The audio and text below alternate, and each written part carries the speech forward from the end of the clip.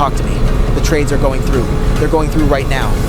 $700 billion injected into the overnight futures markets, and it hasn't happened yet on the outside, and I genuinely don't understand what that means. Cooper, breathing is not optional. Vane, we are reading the capsule at 0.87 of target velocity. You have 4 minutes and 11 seconds before Keller's servers complete the injection cycle and the ghost trades lock into global settlement. The servers, they think they're living minutes in the past. Their clocks are so far behind ours that any signal we send them is from a future they haven't reached. Sloan, they are rejecting us because to them we don't exist yet. They're not rejecting us, Cooper. They are discarding data from outside their synchronization window, which amounts to the same thing. Vane, confirm status. Status is nominal. Sloan, I'm at 0.91 and climbing. The capsule is holding alignment. Cooper, stop saying you don't understand it. You understand it perfectly. You're simply frightened by it. I'm frightened by lots of things, Vane, that's not. The point is the servers are rejecting every external override signal because the timestamps don't match. Then I shan't be external. 3 minutes 50. Vane, the override port is 17 meters ahead on the left-hand rail junction. Physical contact only. Sloan, have I mentioned that I still wear a mechanical watch?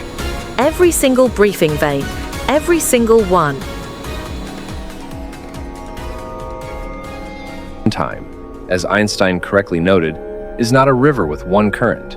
It is a geometry, and geometry does not care what Professor Keller thought he owned. 19 hours earlier, London. Sloan, I need the level 6 CERN access file, the one with the facility schematics. I know I submitted the request this morning. You submitted a request for the Ceres access file. Ceres is an agricultural monitoring satellite.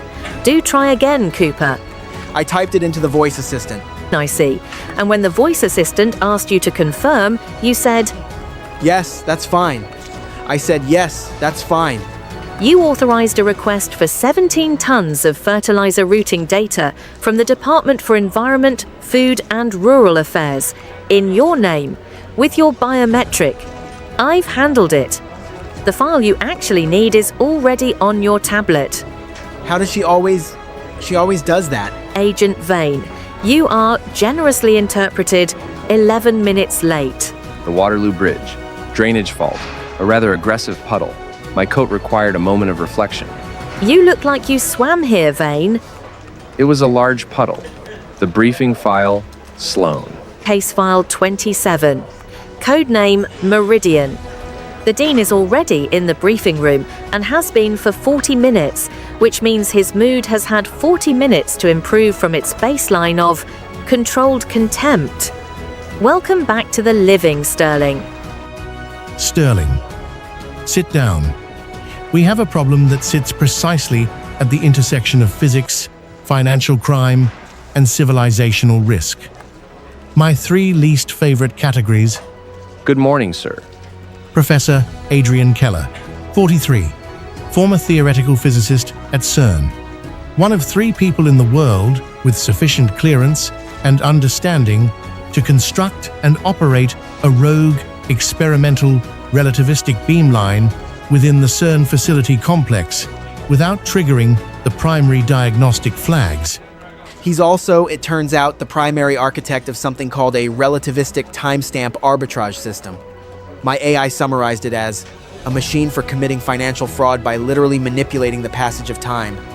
Your AI is not wrong. Keller has constructed a dedicated experimental bypass beam pipe, approximately 400 meters of isolated beamline infrastructure adjacent to the LHC complex. He's running server nodes on a modified carrier inside this track on a linear experimental acceleration design that maintains near relativistic velocity for short controlled passes. 0.91 of the speed of light during active runs accumulated over the course of a full operational day. And because the servers are moving so fast, time moves slower for them, relative to us. Special relativity, time dilation. The Lorentz factor at that velocity is approximately 2.41. For every second that passes in the outside world, the servers experience approximately 0.41 of a second. Over a full operational day, Keller's servers accumulate a temporal displacement of hours. Their clocks and their data are not minutes behind the market. They are measurably, substantially behind it. High-frequency trading systems can synchronize local timestamps to within tens of microseconds under controlled conditions. Keller's servers are displaced by hours. They do not predict the market. To them, the market's recent past is still the present. They are trading on confirmed price movements as though the rest of the world hasn't witnessed them yet. His servers are younger than the network, measurably, substantially younger. His server's clocks show a time that is hours behind the outside world's. He receives a confirmed market event, a currency collapse, a commodity spike, and his servers inject a pre-positioned trade with a timestamp that falls squarely within their local past. To Keller's settlement system, the trade is contemporaneous with the event. To the rest of the world, it's a ghost arriving from a clock that's been running slow since yesterday. He's front-running reality. $700 billion in ghost trades, positioned across 17 global exchanges. He runs the injection cycle tonight, Geneva, local time, 2300 hours. And those trades lock into settlement before any audit system can reconcile the temporal displacement. The financial architecture of 5 sovereign economies effectively cedes control to a man in a tunnel under Switzerland. And the obvious approach? Hack the servers remotely, inject a shutdown command from outside. Fails. We ran a simulation this morning. Any signal from the outside world carries our timestamp. Our timestamp is hours ahead of the server's local time. The server's authentication layer treats our signal as falling outside their permitted synchronization window. Keller's authentication system rejects any packet whose timestamp lies outside its locally permitted clock window. It is a security rule made exploitable by relativistic time dilation, and it discards our signal before it resolves. His protocol is weaponized physics, and we have no way in from the outside. So, the servers won't accept orders from us because our timestamps fall outside the window Keller's protocol permits. That is either the most brilliant security system I have ever encountered or the most absurd. Both. I'll need a maintenance capsule, one of Keller's parallel track units, if your people can acquire access. And 12 hours. You have 9, and Vane, no heroics. The facility's primary physics operations cannot be disturbed. If you trigger the LHC's main diagnostic alarm, we'll have an international incident on top of a financial catastrophe. Physics, sir, requires no heroics. It merely requires precision. The transport's navigation system has downloaded a firmware update, and it needs my biometric to confirm the update, but my biometric reader is updating simultaneously. Vane, is your watch doing anything weird? My watch is keeping time, Cooper. It has been doing so since 1962 and has not once requested a firmware update. Right. Yes. Must be nice. 8 hours later, CERN facility approach, Geneva, Switzerland. Vane, you're in position. The capsule is on track 7, the parallel acceleration line running adjacent to Keller's active beamline. It's a maglev-guided carrier, rated to 0.95 of light speed. The capsule has been pre-accelerating on the outer loop under a G-managed profile for the past 40 minutes. You'll board via the velocity-matched access cradle, and it will bring you up to Keller's track speed. Progressively, acceleration is distributed over an extended low G profile, comparable to sustained aircraft acceleration, keeping forces within human tolerance. Vane, just to confirm I understand what you're actually doing, you're going to board that capsule, match speed with Keller's servers, and because you'll both be moving at the same velocity, The relative time dilation between myself and the servers becomes effectively 0. We age at the same rate because we share the same inertial frame, though both of us remain time dilated relative to Earth. Their timestamp authentication will see my override as originating from within their own local time, not from outside their synchronization window. You're going to synchronize yourself with the past they've been hoarding. I'm going to step into their present. Sloan, capsule status. Charged. Sealed. The override port schematic puts the coupling junction at 17 meters from the capsule's forward array. It's an automated magnetic inductive coupling, Sterling Standard Ministry Protocol. You'll have a window of approximately 90 seconds at matching velocity before the capsule reaches the end of the safe acceleration segment and must begin programmed deceleration. 90 seconds for an automated magnetic inductive coupling to lock onto a server port at 0.91 of the speed of light, whilst also not being vaporized by the experience. Cooper, if you finish that sentence, I will revoke your canteen privileges. Sloan, boarding the cradle now. Velocity and track status. Capsule velocity 0.89 c and closing. Time to velocity match 40 seconds. Local magnetic field 8.3 Tesla. Track alignment within tolerance. Time remaining to Keller's injection cycle. 22 minutes 14 seconds. Vane, we have a complication. Keller's on site. Level 4 monitoring station, 40 meters from your track entry point. He appears to be manually supervising the cycle. He's there? He's actually physically in the facility? My AI modeled a 68% probability he'd be remote. Your AI was wrong, Cooper. It changes nothing. He cannot interfere with the capsule once it's at speed, and he cannot reach the Track 7 junction without crossing the active magnetic field boundary. He'll know something is in the system, but he cannot stop it from the outside, no more than we could stop him. Velocity. Velocity 0.91 c. Velocity match achieved. Override junction 17 meters ahead on left rail. Vane. The trades are going live. Keller's cycle is running early. He must have seen something. The timestamp injection has started. 3 minutes to full settlement lock. Vane. Dilation status. Junction distance. Velocity match holding. Relative time dilation between capsule and servers negligible. Clocks co-moving within the same inertial frame. Override junction ahead left 11 meters. Coupling array active. Junction in range. Locked. Authentication status. Override accepted.